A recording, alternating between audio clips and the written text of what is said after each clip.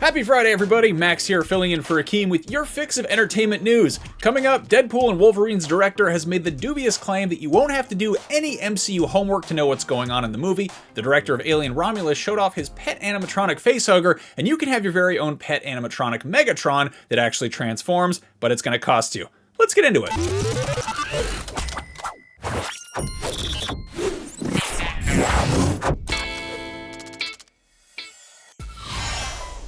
If you're not totally up to date on the long list of Marvel movies and shows that have been released since Deadpool and Wolverine's last respective theatrical outings, rest assured that none of that will supposedly be a prerequisite for enjoying their big MCU team-up this summer. Speaking to the Associated Press, director Sean Levy explained, quote, "I was a good student in school. I'll do my homework as an adult, but I'm definitely not looking to do homework when I go to the movies. I very much made this film with a healthy respect and gratitude towards the rabid fan base that has peak fluency in the mythology and lore of these characters in this world, but I didn't want to presume that. This movie is built for entertainment with no obligation to come prepared with prior research." Okay, that's awesome to hear, and if any character can speedrun exposition and handwave convoluted backstory, it's Deadpool, thanks to his superpower of breaking the fourth wall and speaking directly to the audience. I thought it was pretty impressive how well Deadpool 2 handled Cable, a character with one of the most hilariously convoluted backstories, by just not really getting into it that much.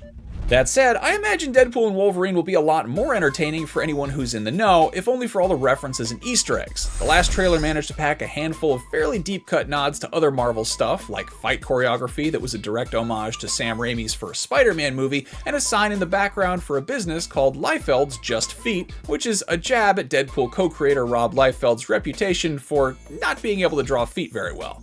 Meanwhile, on the story front, it'll be interesting to see how they frame the big bad, Cassandra Nova. She's the evil sister of Charles Xavier, you know, that character who appeared in like 10 X-Men movies, played by two different actors and was then played by a different actor on the Legion TV series, which isn't really canon. And then he also got killed off in another dimension in the last Doctor Strange movie, but that's not to be confused with the time that he got killed off in the X-Men animated series 27 years ago, which has new episodes airing on Disney Plus every Wednesday, but they're probably in a different timeline as well. Yeah, him. So it turns out he has an estranged sister who's evil, and she's in this movie.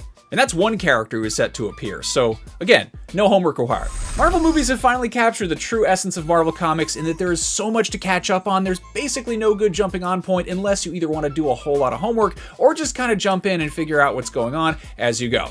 Anyway, if you're not caught up on the MCU, you got until July 26th to figure out what the hell is going on so you understand Deadpool and Wolverine. Or maybe just go see the movie, whichever. Speaking of stuff I had a bunch of action figures and trading cards and comics of when I was 8 years old that is now going to be an R-rated movie this summer, we got a very funny behind-the-scenes update on Alien Romulus from director Fede Alvarez, in which he showed off his remote control facehugger. Along with the video, Alvarez posted, "Playing with my favorite toy on the set of Alien Romulus last summer, RC Facehugger, created by the amazing team from Weta Workshop. Happy Alien Day, everybody." In case you don't regularly observe, today is Alien Day, in that it is April 26, which can be written like 426, which sounds like LV-426, which is the planet where they find the derelict ship in the first movie. Oh, and since it's the 45th anniversary of that film, that's actually back in theaters this weekend, so check your local listings and go see the scary movie where the thing jumps out of the guy's chest and then the lady has to rescue her cat. Alien is a good movie. You should watch it. That facehugger is definitely a custom-made prop that is not for sale, but if you'd like an equally evil and maybe even more impressive remote control toy that you actually can buy, RoboSen just revealed its latest auto-converting flagship transformer, Megatron. As you can see, this thing transforms from a tank into a robot and back again, and it does a bunch of cool moves, and it also spouts newly recorded lines from Frank Welker, the prolific original voice of Megatron. Unsurprisingly, something this cool is not cheap, and Megatron will run you $1,300, though RoboSen is offering a $300 discount for pre-orders on their website. Those are live now. At Comic-Con last year, we got to check out their Grimlock, and it's legitimately one of the coolest toys I've ever seen. It did push-ups, it sang happy birthday, it's just amazing. Though at what point something stops being a toy and starts just being a real robot, it's kind of a gray area. Like a lot of people in the comments on the Megatron video, I'm holding out until they make a sound wave that transforms into a boombox that's actually a Bluetooth speaker, because really, if you think about it, $1,000 for a toy, that's preposterous, but $1,000 for high-end stereo components, that's kind of par for the course.